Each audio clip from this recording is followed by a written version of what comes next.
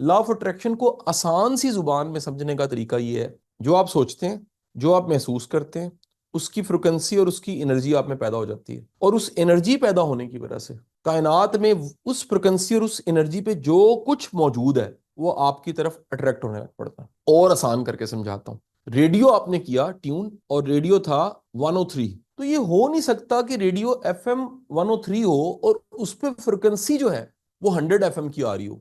अगर आपने इसको एफएम 100 करना है तो आपको अपने रेडियो को ट्यून करना है 100 पे, तो जो 100 पे फ्रिक्वेंसी सारी फैली हुई है वो खुद ब खुद क्या होने लग पड़ेगी, कैच। हमारा प्रॉब्लम ये है, हमारी ट्यूनिंग वो नेगेटिव हुई होती है और हम रिजल्ट पॉजिटिव चाह रहे होते हैं, जो कि पॉसिबल नहीं है। हम नेगेटिव ट्यून्ड होने के बाद पॉजिटिव रिजल्ट्स चाह रहे होते हैं और रिजल्ट्स नहीं आते। अब ट्यून नेगेटिव है और नेगेटिव ट्यून होने की वजह से आपके जो रिजल्ट्स हैं वो पॉजिटिव नहीं आ सकते, इसीलिए रिजल्ट नेगेटिव आ रहे हैं। वो फौरन पता है कि मुझे जवाब देता है, ये मेरे साथ कॉमन है काउंसलिंग्स में। नहीं सर मैं नमाजें पढ़ता हूँ, नहीं सर मैं अच्छा इंसान हूं, नहीं सर सारे कहते हैं मैं तो जेंटलमैन हूं, सर मेरे से तो किसी को कंप्लेन ही नहीं है, सर फिर मेरे साथ ही क्यों। मैं उसे कहता हूं भाई मैंने आपको गलत बंदा नहीं कहा, मैंने सिर्फ ये कहा कि जो आप जिस पे ट्यून है ना इस वक्त, इस ट्यून होने पे आपको पॉजिटिव रिजल्ट नहीं मिलना। लॉ ऑफ अट्रैक्शन का मतलब है कॉन्शियसली अपने आप को ट्यून्ड करना सीखा, यानी अपनी फ्रिक्वेंसी को मैनेज करना सीखा उन रिजल्ट्स के लिए जो आप चाह रहे हैं, सिंपल। यानी लॉ ऑफ अट्रैक्शन कहीं डिस्करेज नहीं करता अमल ना करें, कोशिश ना करें, गलत सारी की सारी चीजें सिर्फ बैठ के सोचें तो हो जाएगा, नहीं भाई, सिर्फ बैठ के सोचने से नहीं होगा। अमल की अहमियत अपनी जगह, लेकिन उसके असबाब और चीजें जो पैदा करनी है उसके लिए कानून मौजूद है, और वो कानून है लॉ ऑफ अट्रैक्शन का। ग्रेविटी जो कि एक बहुत बड़ी ताकत है, अगर उसे अंडरस्टैंड करके यार ये ग्रेविटी क्या कमाल की चीज होती है और उसको इस्तेमाल करने लग पड़े और बिजली पैदा करने लग पड़े। डैम की मिसाल ले लीजिए, ग्रेविटी को जिसने इस्तेमाल किया उसने डैम बना लिया, वही एक नेमत बन गई। लेकिन ग्रेविटी ही की वजह से इतने हादसे होते हैं, आपकी सोच है, लोग पहाड़ों से गिरते हैं, छतों से गिरते हैं। आप इसे माने या ना माने अपना काम कर रहा है, ये लॉ हर वक्त चल रहा है।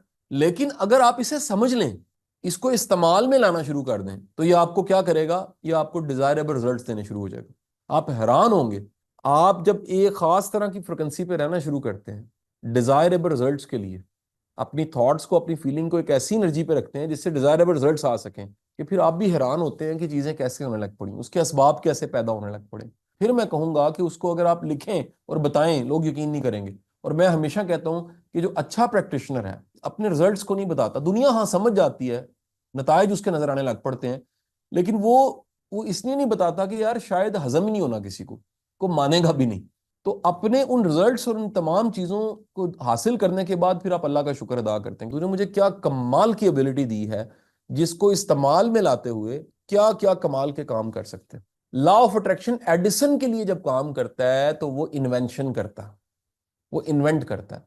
लॉ ऑफ अट्रैक्शन जब इलामा इकबाल के लिए काम करता है तो उनपे शेर वारिद होते हैं।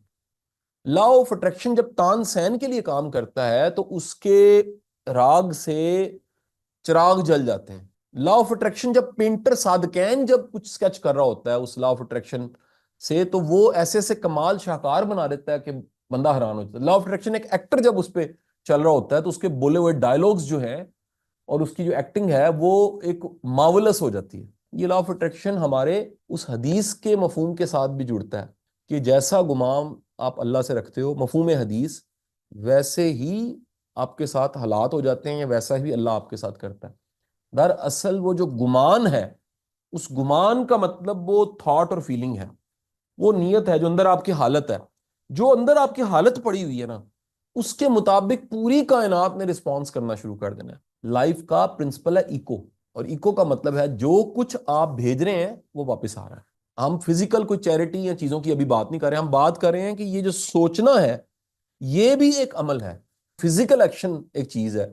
इस तरह थॉट भी क्या है, वो भी एक एक्शन है। सो थॉट से भी रिजल्ट आता है, थॉट के अंदर भी पूरी एनर्जी है कि वो किसी ना किसी शक्ल में किसी फॉर्म में दिखने लग पड़ती है। अगली चीज मैं बड़ी इंपॉर्टेंट बता दूं, आपके सबकॉन्शियस को और इस लॉ को पॉजिटिव और नेगेटिव का नहीं पता। छुरी को नहीं पता कि इससे गला काटा जा रहा है या जहाद किया जा रहा है, छुरी छुरी है।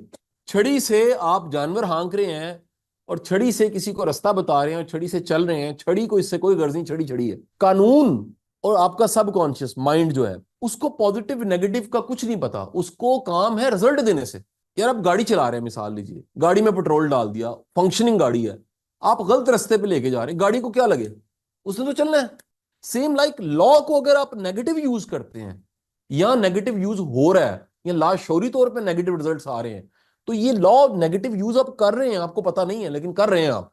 अगर सीख जाएंगे, लर्न कर जाएंगे, तो फिर आप पहरेदार बन जाएंगे अपनी सोच के, अपने गुमान के और अपने अंदर के, ताकि आपसे वो फ्रिक्वेंसी निकले ही ना जिससे रिजल्ट्स नेगेटिव आने हैं। दुनिया की जितनी मर्जी नेगेटिव एनर्जीज हों, उससे बचने का सिर्फ एक ही अल्लाह, खुद को पॉजिटिव करना सीखें। लॉ ऑफ अट्रैक्शन और जबरदस्त डेफिनेशन आखिरी बता रहा हूं, खुद को पॉजिटिव ट्यून करने का नाम फॉर रिजल्ट्स, किसी नतीजे के लिए को इस्तेमाल कर सकें।